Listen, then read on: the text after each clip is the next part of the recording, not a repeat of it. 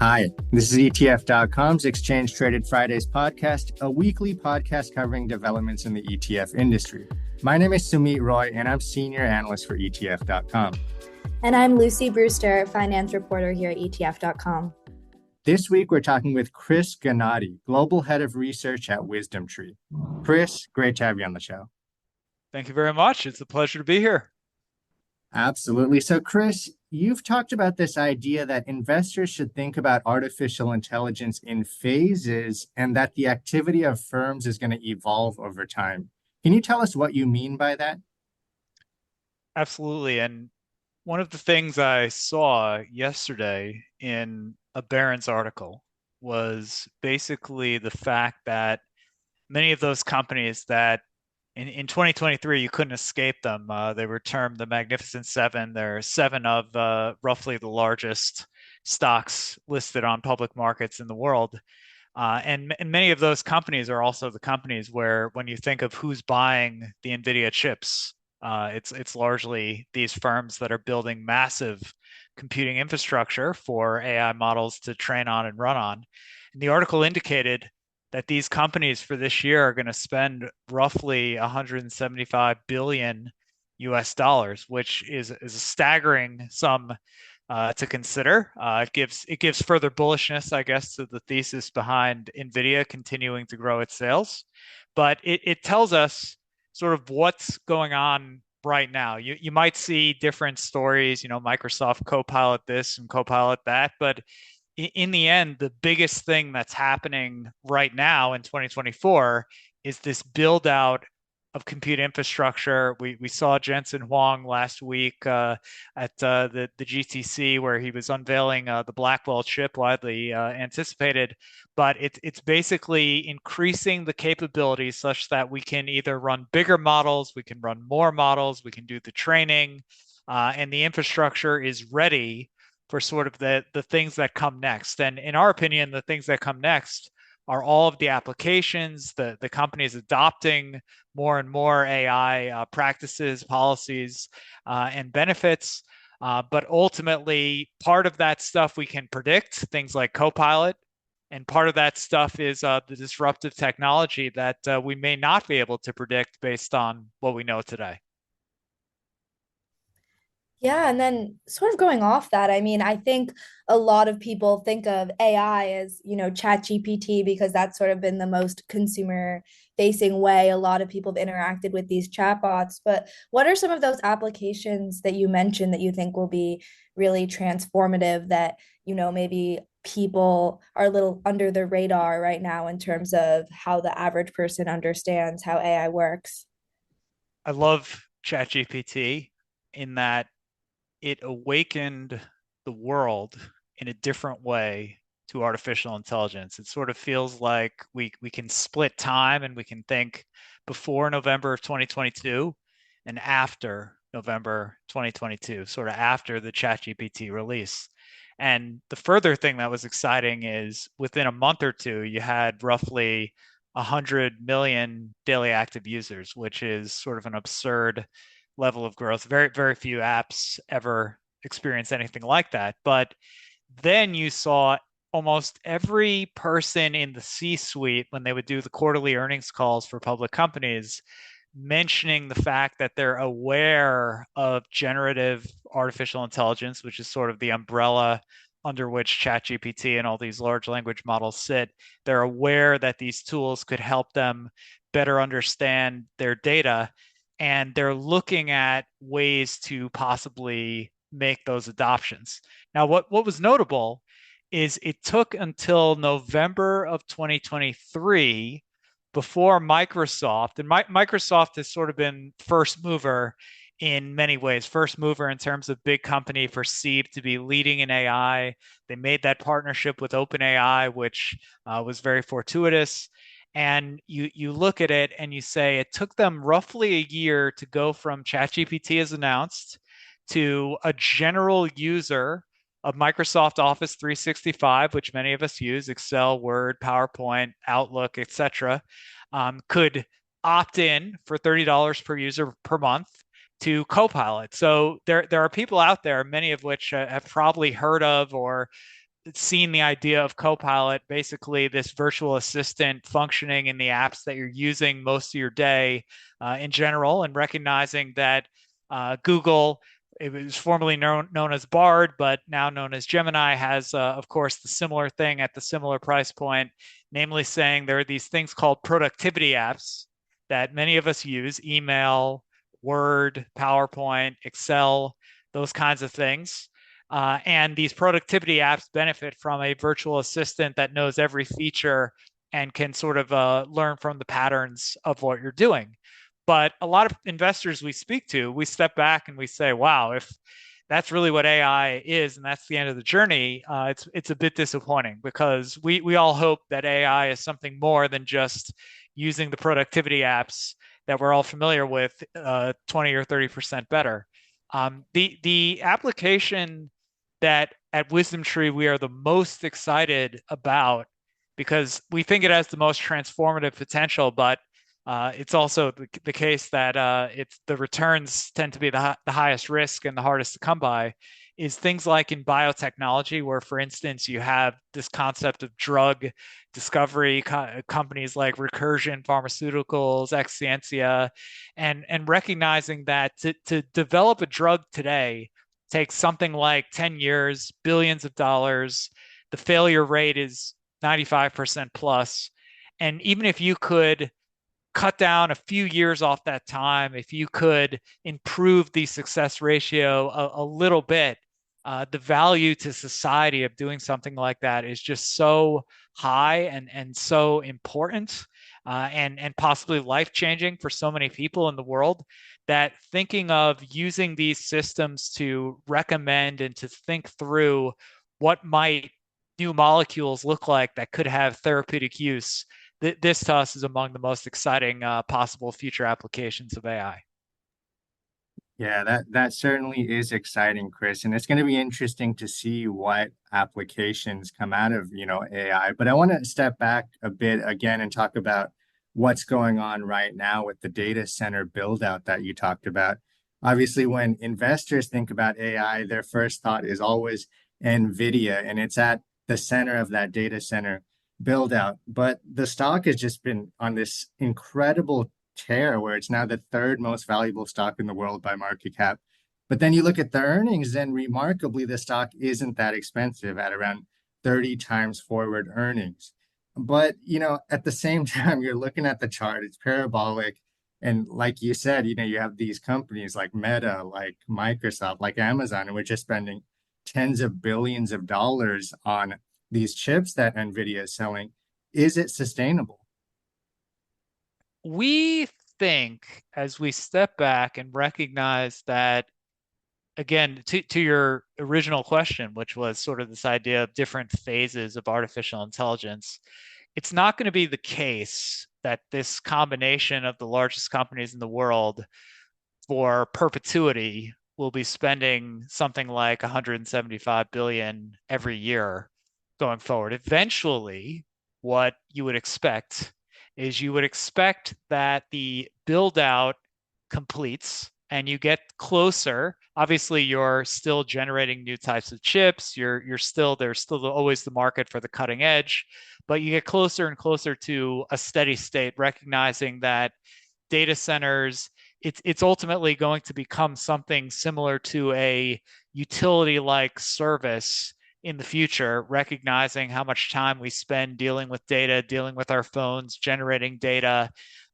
The world and our connection to data and computing in these devices is going to become just more and more something we expect almost every moment that we desire it across general and daily life. And so, what ultimately we would expect to transpire, and you see NVIDIA sort of making sure to reference that they're not just the chip company, even though the chips that they're selling are selling, on the order of 40,000 per unit, and they're selling an awful lot of them.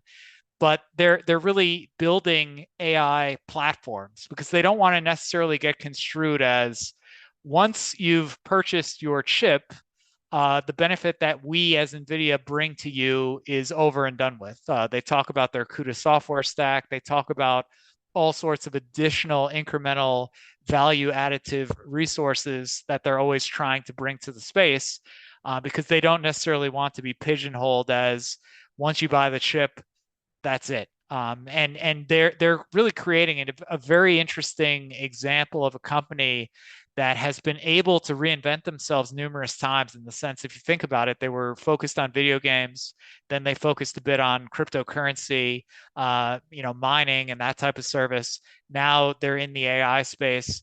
And so it's fascinating to watch how they've been able to take their graphics processing unit and see the flexibility of applications that they can bring to it.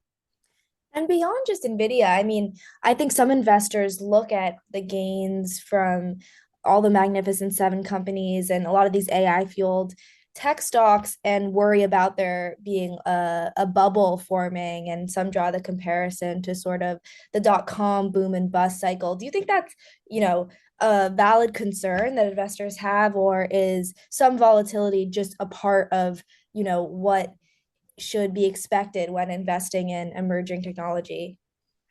It's so interesting to look at this question at WisdomTree. We look at this question frequently, and it was remarkable to see that in 2020 and 2021, just stepping back a few years, we had a scenario where there were these sort of speculative growth companies, many of which had just entered the public markets, not necessarily bringing, those revenues from the top line all the way to the bottom line. So you would say they're not necessarily generating earnings, or they're not necessarily profitable yet.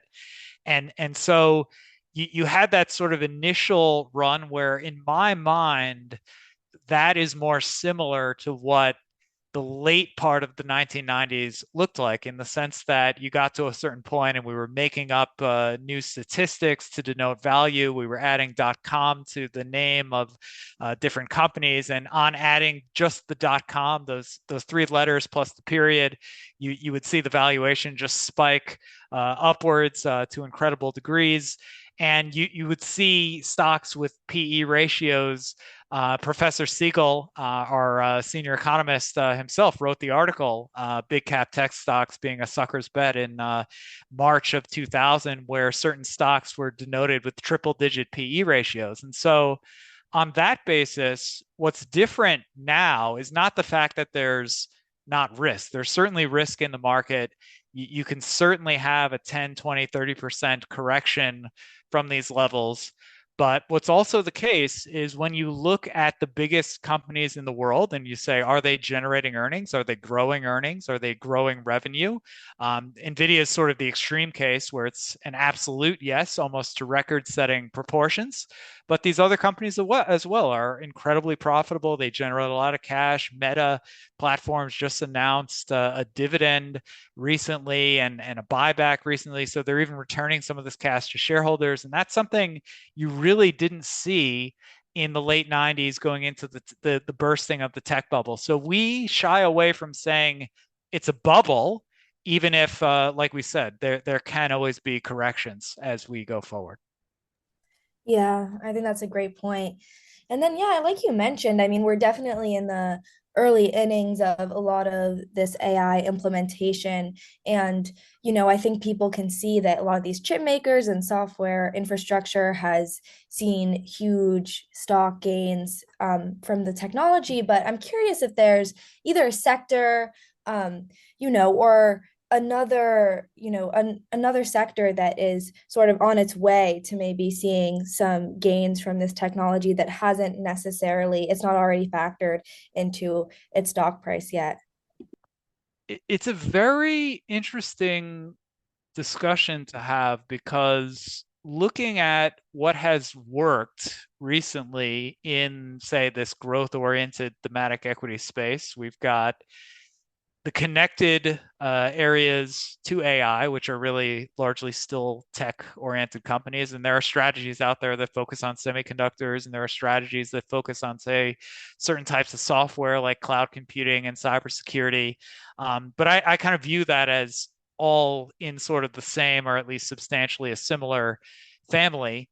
And you haven't seen the same amount of increases or gains, with maybe the exception of the companies that are associated with the obesity or the anti-obesity drugs, and weight loss drugs that have also gotten a lot of attention recently. So you have that sort of corner of pharmaceuticals, you have that corner of technology, and ultimately, we think the future of AI is going to come down to these other sectors, these other areas adopting artificial intelligence more and more. We look at what happened with Meta, not that Meta is in a different space, but as an example, they went through a period where it was widely focused on sort of the year of efficiency. And usually that means cutting costs. And cutting costs, usually for a lot of these companies, the biggest cost is the people who are employed there. So, unfortunately, for a few thousand of the people employed there, they no longer had jobs. But they started using artificial intelligence because obviously Meta makes a lot of money by placing advertising in the appropriate way based on people's feed and their interests and all of those kinds of different elements. But they were using AI to come up with the copy and the content behind a lot of those advertisements. So in the past, it would have been people. In recent periods, it was AI. And you saw a downdraft in terms of cost. You saw an uptick in terms of revenue. So the margin improved, the revenue improved. And this was one of the things that the stock was widely credited for based on the earnings for the period at the end of 2023, recognizing, wow, these numbers look really good. We're able to make the share buyback. We're able to initiate a dividend. And it was a great example of a company where you're seeing an early stage benefit of artificial intelligence. So we tend to think a lot of companies out there, whether it's financial services, insurance, healthcare, a lot of areas as they become more and more familiar with what AI can bring, could benefit from a more efficient operating environment. And the hope would be we see a more widespread efficiency gain cultivated across the economy. That's really interesting, Chris. I know WisdomTree manages an AI related ETF, which I want to get into. But before we do, can you talk about at a higher level how investors should evaluate AI ETFs? What kind of things should they look for? And I love that question because essentially there are things that people should look for all the time, which is the underlying methodology and just ensuring that they know when they look at the top 10, is one company going to have 20% weight versus 2% weight and things of that nature. These are the overall methodological concerns that should be thought about all the time. But then if you're looking today, you had an excellent point, namely everybody looks at the chart of NVIDIA and they can't help but have a reaction because when you see a chart that looks like the upward hockey stick, the parabola, going in the upward direction. Some of us think I need to get on the momentum train, and some of us think I missed it. And that is just the ultimate emblem of risk on a forward looking basis. And the unfortunate thing is, neither is necessarily correct because we don't know the future. But in looking today, you might want to know if I'm looking at an AI strategy, what is the percent exposure to NVIDIA? Because if you want to be on that momentum train, it might guide you in a direction. There are funds out there with more than 10%. We've written on our blog more than 10% exposure to NVIDIA, and that might be exciting for some. And there are funds out there that are more like what we do, where it's a more of an equal or balanced weight type approach, where you're going to see roughly a 2 or 2.5% weight to NVIDIA. And like we said, you don't know what the return is going to be. If you know NVIDIA is going to outperform, you obviously want more weight, but you don't know.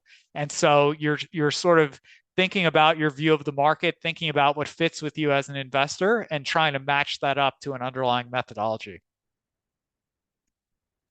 And I know there is a semiconductor ETF out there that holds a 25% weighting in NVIDIA. So it could get quite high in just that one stock.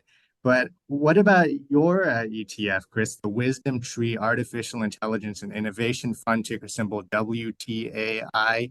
What makes it a good AI ETF, and how much does it own in terms of NVIDIA? So we're in the neighborhood, as I mentioned, of roughly a 2.5 or so percent weight, and based on relative returns of the markets, that can go up or go down. We rebalance the strategy two times per year, basically in April and October. So it's sort of on this 6 month rebalance cycle. And what we're trying to recognize is it's very tough to call out ahead of time something like ChatGPT. We've already mentioned it on this podcast, recognizing that the way in which the world in general looked at AI changed in November of 2022 because of the consciousness, the awakening that came from ChatGPT. Now, if you recognize that you didn't necessarily predict that ahead of time, or beyond that, you didn't necessarily then put your entire portfolio in NVIDIA, which, with the benefit of hindsight, would have been an incredible strategy, just looking at the chart and looking at the returns. But ultimately, because we don't know where the future of this disruptive exponential technology is going to go, we tend to say there are certain raw materials providers, there's semiconductor and component manufacturers, there's cloud and infrastructure providers, there's robotics and automation, there's AI algorithm and software providers, there's innovative companies that are trying to do interesting and thoughtful things with AI. There's this mix. We think of it as a broad AI ecosystem. And we're trying to ensure that at any given time, we have a diversified exposure across the AI ecosystem. In 2023, what does that look like? It looks like we are not overweighting the Magnificent Seven. We're not overweighting NVIDIA. And again, with the benefit of hindsight, could you have had a higher return if you did so? Yes. But our whole point is we do not know where the future is going to take us. And we're recognizing that, yes, generative AI and large language models were sort of the flavor of the most recent, say, 15, 18 months. But at a certain point in the future, maybe it's something to do with robotics, maybe it's something to do with autonomous driving. You just don't know. And our thought is if people invest with WisdomTree, they're going with something that can stand the test of time, whatever that next AI innovation is, that next viral application of the technology might be. I think that makes a lot of sense, Chris. I was recently reading a blog you wrote on the Wisdom Tree website, and you said something interesting, and that's you don't necessarily even need to invest in an AI specific ETF to get, exposure to AI and, to have a good AI play. And you pointed out quality ETFs as potentially being, not necessarily AI proxies, but ETFs that give you, strong exposure to that theme. How is that the case? So, if we are correct, Wisdom Tree and others basically saying that this is a mega trend, what that has to mean is similar to what we've sort of alluded to on the call is the benefits of artificial intelligence must spread beyond NVIDIA, must spread beyond the hyperscale cloud providers like Amazon, Microsoft, and Alphabet, must ultimately spread across basically almost every sector of the economy. And if that's truly happening, and if we truly believe in that, then many of the companies, and you see this in the earnings call mentions of the topic of AI, if you're looking at the Russell 3000 or if you're looking at the S&P 500, everything's been ticking up. Almost every company is referencing the technology in some way. And it's more of a question of just figuring out, okay, on the adoption curve as we're moving forward, where is this company versus that company or this industry versus that industry? And so one of the things that we have noticed is companies that are starting from a position of strength, and at WisdomTree, we tend to call that quality, where you're looking at stronger earnings growth, you're looking at higher return on equity, you're looking at higher return on assets. We have a WisdomTree quality growth strategy, QGRW, and we have a WisdomTree quality dividend growth strategy where you're focusing on dividend payers, DG. RW. And ultimately, if you're starting from a perspective of high quality companies with lots of resources, it's these companies that in certain cases are able to position themselves in a way to take that new investment in that new technology like artificial intelligence. And some of the highest quality companies out there today, names like Apple, Microsoft. If you're focused on dividend payers, you might miss Alphabet and Amazon, but if you're not focused on dividend payers, you can include those as well. And so by and large, some of the highest quality companies are actually those companies that are making the investments in the NVIDIA chips to expand the computational infrastructure. But you would then extend and say, okay, the companies that are able to spend the money to try to implement AI may also find themselves in that higher quality end of the spectrum because they're not under that stress, whether it's from higher interest rates or other factors, and they are able to, at the current moment, make investments rather than need to pull back and think about the risks that they're taking in their business portfolios. Yeah, I think that's a great point. And I mean, like you mentioned, the application of AI is obviously going to go much further than just pure play tech software companies. I'm curious, I think there reminds me of this idea that people sort of said in the dot-com boom of every company is going to become an internet company. And now I think there's sort of a similar sentiment of, is every company going to have to become an AI company eventually? So I'm curious if you think that eventually, right now we think of AI as an investing theme and these thematic ETFs that capture AI. Do you think at some point it's just going to kind of become something that's synonymous about how every, large company has to operate with AI technology? I like that paradigm because we've seen, in the case of the internet, we've seen the idea that every company needs a website.